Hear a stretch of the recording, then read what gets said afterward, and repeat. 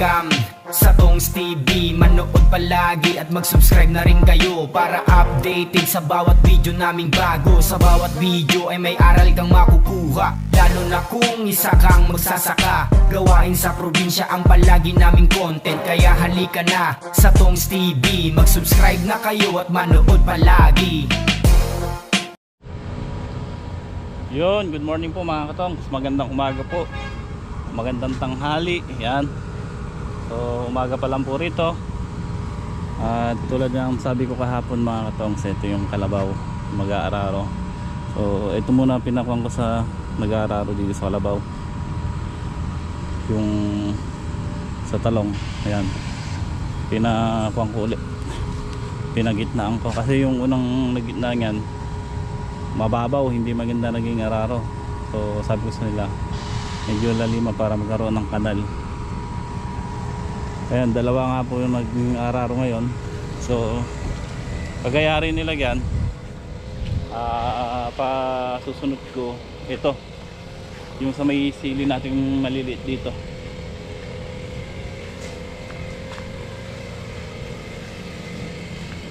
Ayan, pinag-grass cutter ko nga po kila Pogi, kila Greg bago lumipat doon sila sa Ampalaya. Ayan po. Yan ang araro lilipatan ng mga magkakalabaw, mag-aararo. So sila Batot si Taba nagdadamo ron sa tataniman ng pipino kasi tubo na. Unahin natin itanim yung pipino. Pagkayari po dito mag-araro, bukas na ho siguro maararo nila yung sa may Ampalaya. Dito lang tatanghaliin sila. Ayan, magluluto muna tayo. Ayan ang pan natin. Nagtitinola tayo ng manok, almusal. Ayan po, may malunggay tayo, may papaya at sili. Iwain pa natin yung papaya. So ito, luluto tayo ng tinola.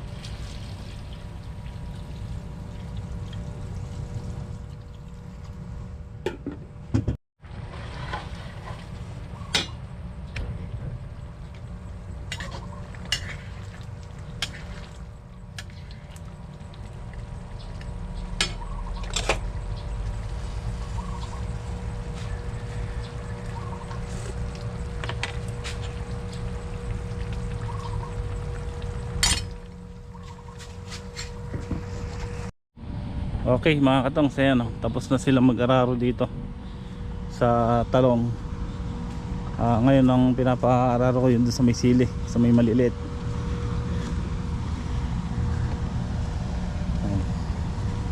Nagkaroon ng kanal talaga sa gitna na. Yung una kasi ginuhitan lang eh. Tsaka malayo pa naman sa puno po yan. At ngayon nga po, dala ko yung pipino. Pupunla natin ayun. Tubo na. Bala ko irekta, kaya lang delikado eh. Baka biglang maulan.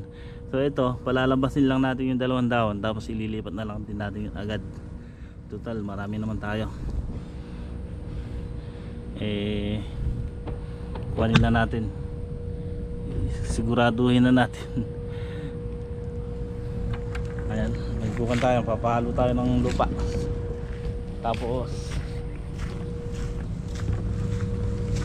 ito, didiligin ko yung punla natin ang palaya. Baka mamaya mapagtanim na tayo, maitanim na natin yung iba.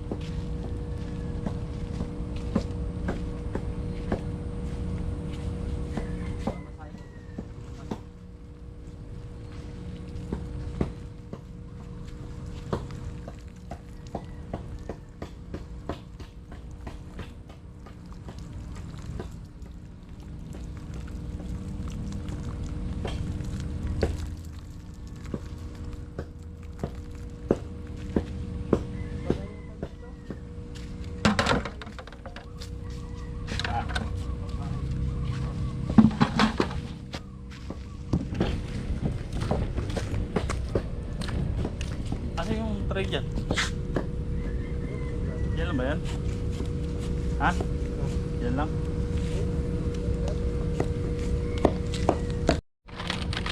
Lalabasin lang natin yung dahon ng dalawa at natin lilipat.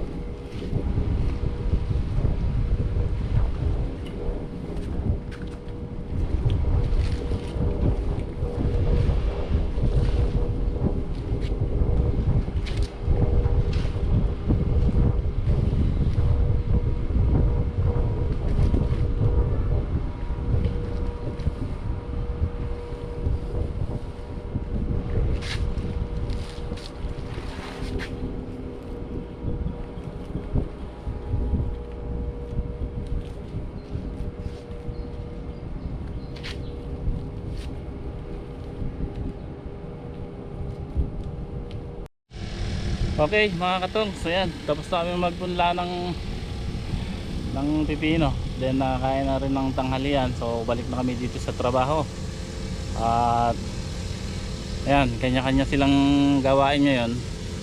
Si Pogi, ayun, siya nagtatapos ng grass cutting doon sa kabila ng balag na.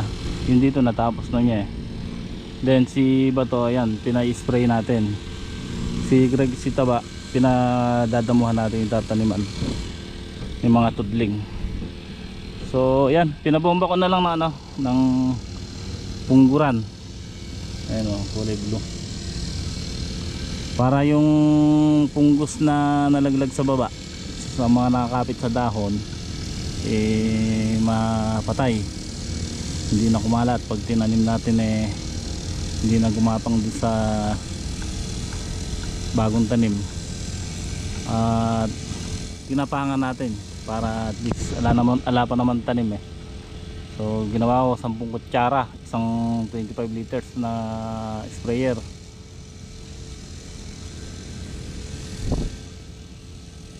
Yung pipino mga ilan araw lang tatanim na rin natin. Ayan, nakagayak na rin yung tanimin. Pero nung pagayari na ang bakbakin ito mga katong, in-sprayan namin ng Sunrox. Tapos ngayon ini-sprayan niya ng pungguran. Bacteriacide po yun, pwede sa lupa. Papatay niya yung bacteria sa lupa. So ginawa ko, tinapangan ko, wala pa naman tanim. At ako ito, nagbubutas tayo dito. Yung isa may butas ng ampalaya, medyo malayo yung pagitan yan Ngayon binubutasan ko pa na isa kasi pipino itatanim natin.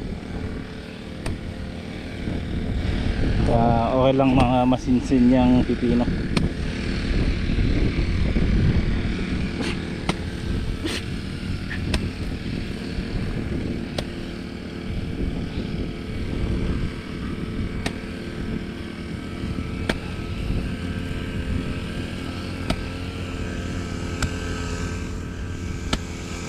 Si Pogi nag-grass cutter para sa kabila, yung dalawa nagdadamo sa tudling.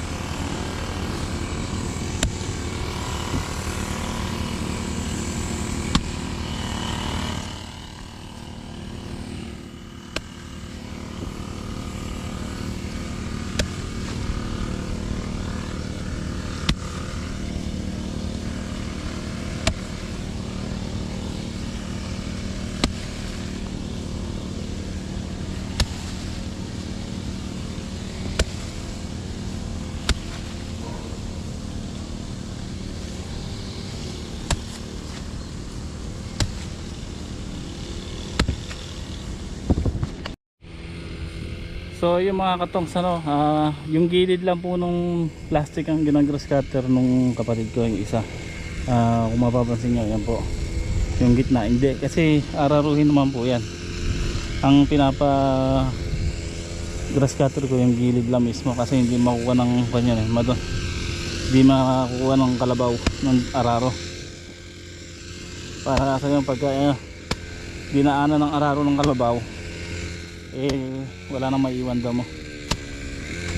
Tapos matatabunan naman po yan yung damo sa gitna.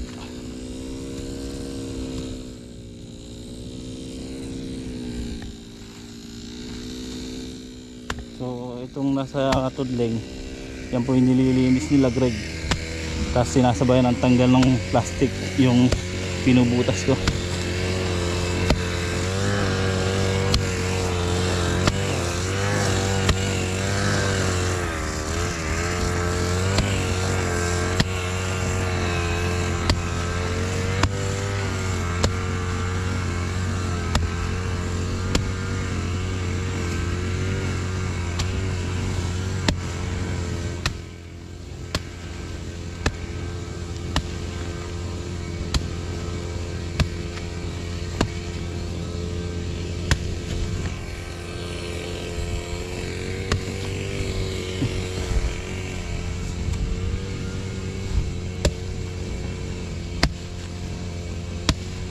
Bali mga katongs,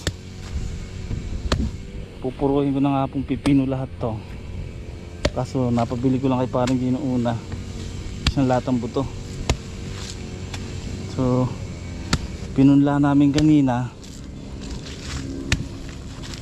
wala namang wala namang 2,000 buto, nasa 1,700 lang. Kasi 14 tray lang, time is 128 isang tray.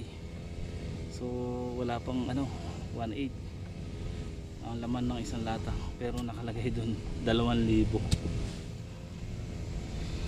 So ito siguro mga 2 latang pipino to, kaya nagpabili pa ako kay paring gina isang lata. Kasi nga po, ang kuhanin na natin to puro pipino, lahat ng pinanggalingan ng ampalaya. So wala na tayo itatanim na sitaw dito. Bali ang mangyayari yan, 15 tudling yung pipino, 15 tudling yung ampalaya. Bali 30 tudling lang po ito eh.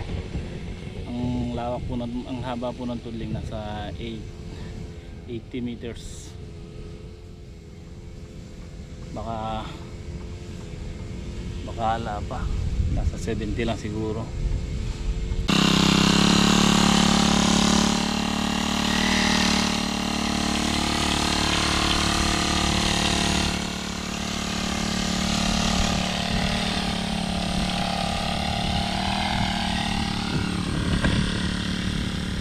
Hindi tayo magtatanim ng ampalaya, basta po naman ang lupa. Sadya Greg, ayaw mo na si Taba. No. Bukas naman.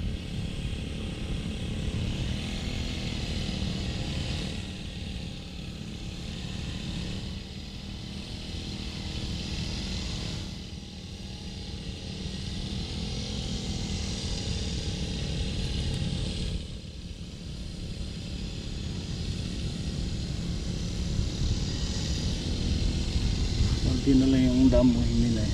Nililinis nila yung tudling, tapos sinasabayan nila tanggal ng plastic ng binutas ko.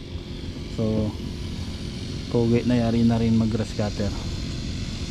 Hindi kami makapagtanim ngayon, bukas na, para at least mapasingaw muna yung lupa.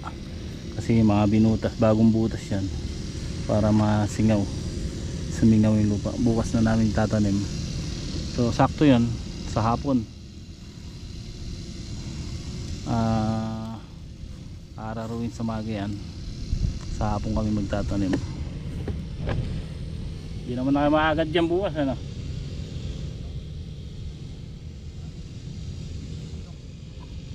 linisin nyo na rin isang tudling sa gilid, makapagtanim ng 2 tudling na Taiwan doon